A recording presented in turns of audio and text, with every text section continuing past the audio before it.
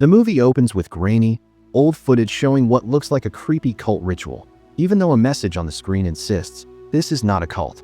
A girl stands in the center of a circle, and a large, bloated man slowly walks toward her. He hangs her by the neck. Then, another girl is suddenly brought back to life. The camera zooms in on her face, revealing a dark, wine-colored birthmark under her eye.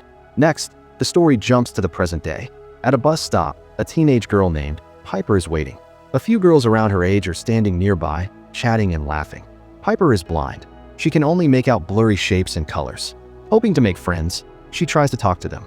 The girls respond, but the conversation is awkward, and it's obvious they're not really interested. A moment later, Piper's stepbrother Andy shows up and gently guides her away, while the other girls quietly make fun of her behind her back. Piper, sensing something was off, asks Andy if the girls didn't like her. He reassures her with a comforting lie, saying they did. Piper and Andy are really close. He's like her eyes in the world. They even have a special code word, grapefruit, which they use when they want to be completely honest with each other. Andy and Piper live with Andy's dad, Phil. Piper's mom passed away some time ago. When they get home, Andy stays outside to fix the car's side mirror while Piper heads inside. But soon, she runs back out, panicked, and tells Andy something's wrong. Phil isn't answering the door. Andy rushes in and breaks it open. Inside the bathroom, they find Phil lying lifeless on the floor. It looks like he collapsed in the shower from a drug overdose. The medical team arrives and takes Phil's body away, leaving Andy heartbroken over losing his dad.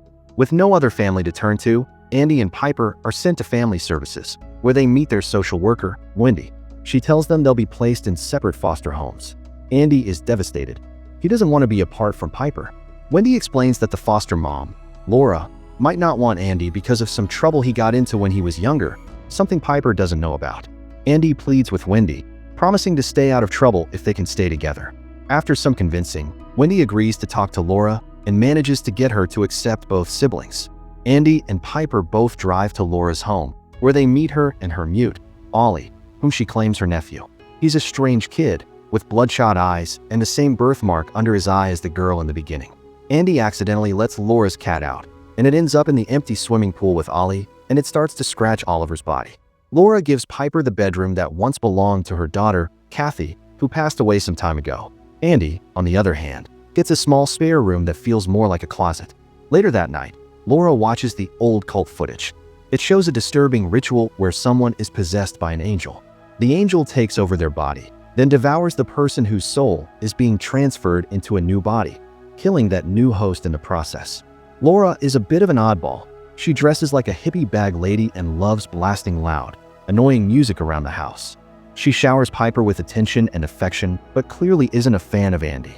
One day, she catches Andy texting a friend, mocking another kid named Olly and calling him a stupid weirdo. It doesn't help Andy's case and only makes Laura like him even less. The next morning, Andy wakes up to find he's wet the bed, which leaves him confused and embarrassed. Later, he, Piper, and Laura attend Phil's funeral. Andy tells Piper that Phil looks good, even though he won't actually look at the body.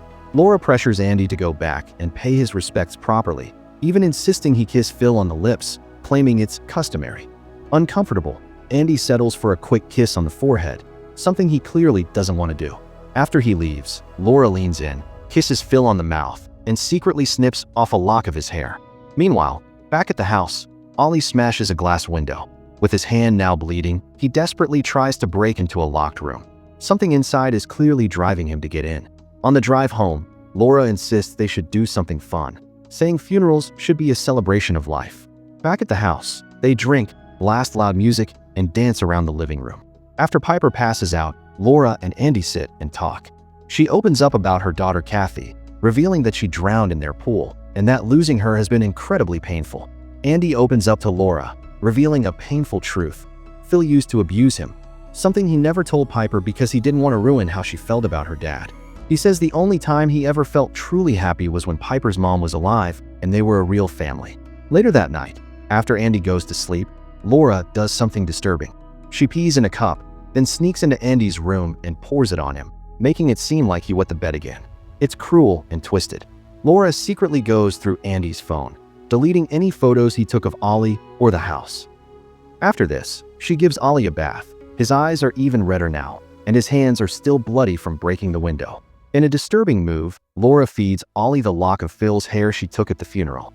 The next day, Andy rushes to do his laundry, trying to wash his clothes and sheets before anyone notices. But Laura is already in the laundry room with Piper. She loudly comments on the smell of urine, clearly trying to embarrass him. Later, Laura leaves the house with Piper, putting Andy in charge of watching Olly. Determined to get through to him, Andy offers a deal. He'll give Olly some fruit if he'll try writing something down. Andy slices up some cantaloupe, and in response, Olly simply writes one strange word: bird.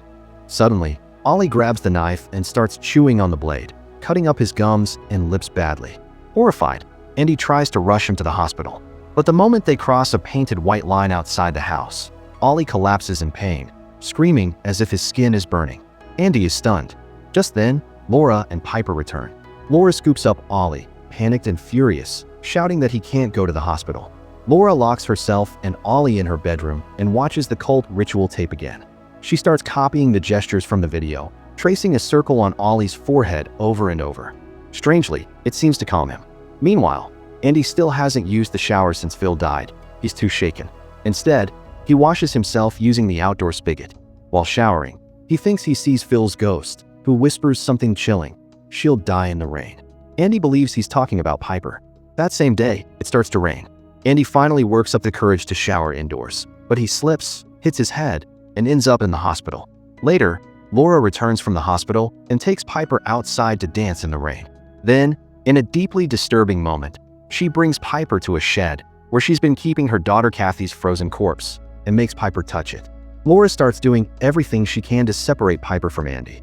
She sprays herself with Andy's deodorant and goes into Piper's room. Then, suddenly, she punches Piper in the eye. Meanwhile, Andy tries to film Olly standing out in the rain, but Laura catches him. They struggle, and Andy shoves her back for a moment. Piper sees this and believes Andy really hit Laura.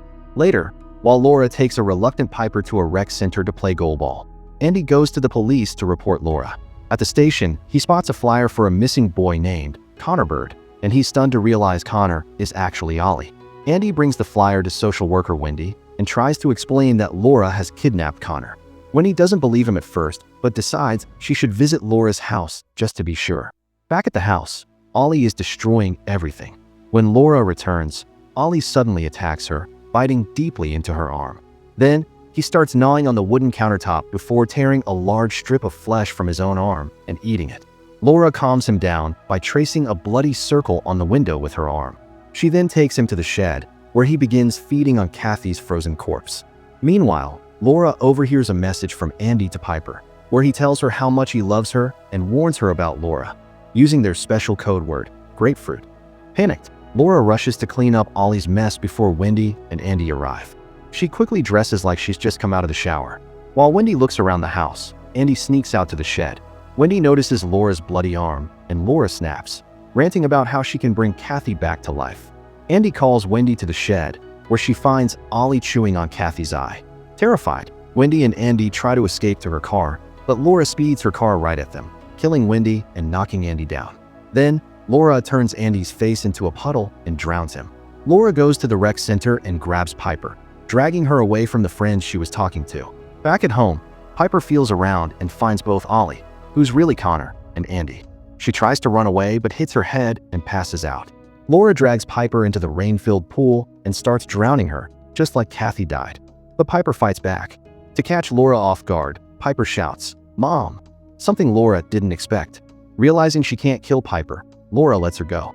Piper manages to escape the yard and makes it to the street, where a car picks her up. Meanwhile, Olly wanders out of the house and crosses the white painted line, a circle surrounding the property. He collapses and vomits up whatever possessed him. Later, the police arrive and find Olly, who tells them he's really Connor Bird. They also discover Laura dead in the shed, having bled out from her arm wound, clutching Kathy's frozen body. Sitting in the car, Piper looks up at a plane flying overhead. She smiles, remembering what Andy told her, that when Phil died, he took a plane and flew off to heaven. Then she hears Andy's voice again, telling her he loves her. Grapefruit. In this way, movie ends here. Thanks for watching. Like and subscribe for more interesting movie recaps.